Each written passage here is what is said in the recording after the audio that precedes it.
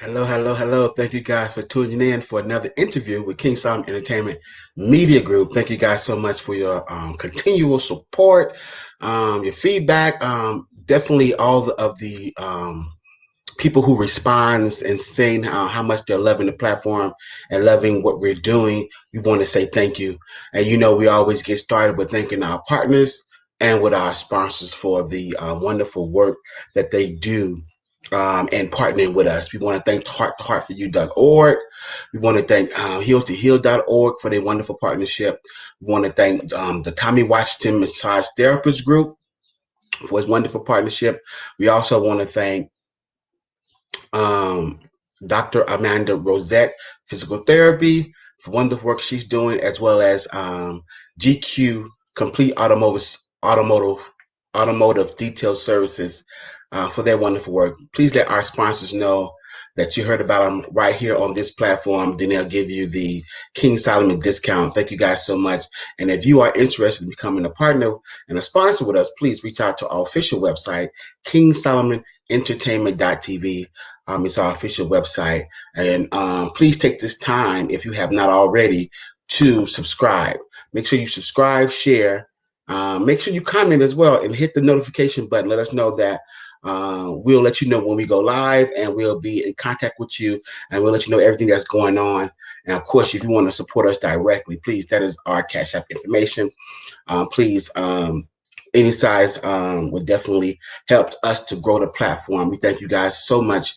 Make sure you guys share this video as well. So today we're going to be talking about the Candy Buress situation when she was asked a question. Candy was was a visitor, I guess. She was a guest on the Eddie Levert from the OJs, the infamous OJs, and he has a social media platform. It was Instagram, I believe, or something of that sort, with his granddaughter, Gerald Levert daughter, and they were doing the ask questions, and Candy Buress Tucker was their guest, and so they was having a wonderful conversation, and then Eddie Levert asked a question. He said, who was some of the best artists you worked with, and who was some of the worst? And so she started off with some of the best experiences she had and some of the best artists she worked with. She mentioned TLC, and she also mentioned another group. Was it TLC? And it was, God, what was the other group she mentioned? She mentioned another group that she was fond of and that she enjoyed working with, Destiny's Child. Of course, Destiny Child. No scrub. She enjoyed working with Destiny's Child. And so she said she had a great time working with them. It was a wonderful experience. And then and then of course he follows up and say, well, who was the worst? And they both just chuckle because they know that it was not, it was just, she didn't want to say it. She was reluctant to say it, but she did say it. And she said, well, she won't say it was a bad experience, but she said it was a situation that she had never experienced before, and that she was in the studio, and things went wrong um, in the studio with Boys to Men, and them working together, because she was working with a producer, um, and they had a big falling out. She said that was the worst experience because she never felt so disrespected in her element in the studio before. And so then they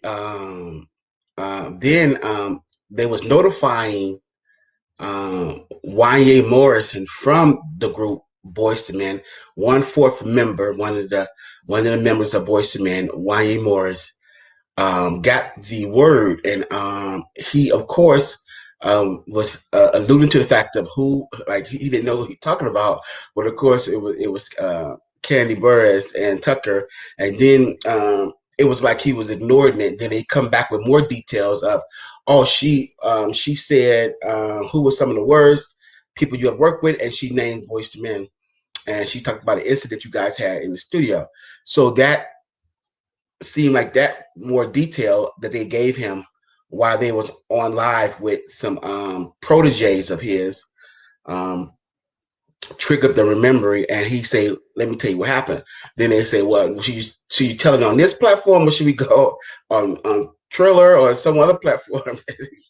And so he ended up going to the story. He said it was a situation when they was in the studio, and that they was working on the music, and then he brought up some good points. And you guys definitely should comment and chime in, and definitely share this video, because he brought up some good points about songwriting. And he said he from the old school of songwriting, to where it was just 50-50 across the board. Everybody contributed to the project. It was 50-50 across the board. Um, he goes on to say that Mrs. Tucker maybe came from a new genre in the 2000 era, to where her argument was that she wrote the hook. For those who don't know what the hook or the chorus of the song is, it's usually somewhere in the beginning, middle, or end. It's the hook, the chorus, and some people will say that is the chunk of the song. That is the main part of the song, versus the verses of the songs. When you have a first verse, second verse, then the chorus, the hook, is the main part of the song. And Candy wrote that part, so she felt, I'm assuming, that she wanted more piece of the split. And so he said no, and that was where the argument derived from. And yeah, and so they went from there. And so he said, at the end of the day, the song, and both songs, she did another song for him. Both songs end up being on the project, but you have to be careful, because that's how a lot of songs do not end up on the project. Because for those who don't know, everyone who worked on the project must sign off on the split sheets. And so that's how a lot of great songs do not get put out, because people did not agree upon who did in their minds fair share of the work. But he said, if you go in with the mindset of no, regardless, 50-50 down the line, there will be that it eliminates that problem.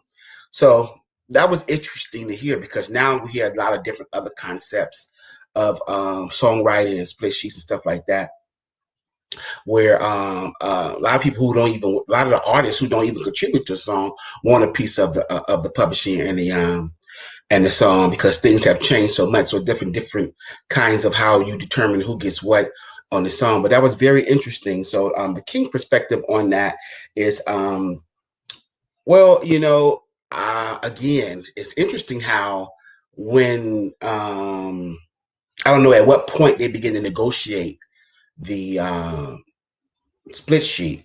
That's why it's so imperative that you started the negotiation before you start the session. I don't know if she came in there with the hook written already. If that was the case, that should have been explained, and that should have been known.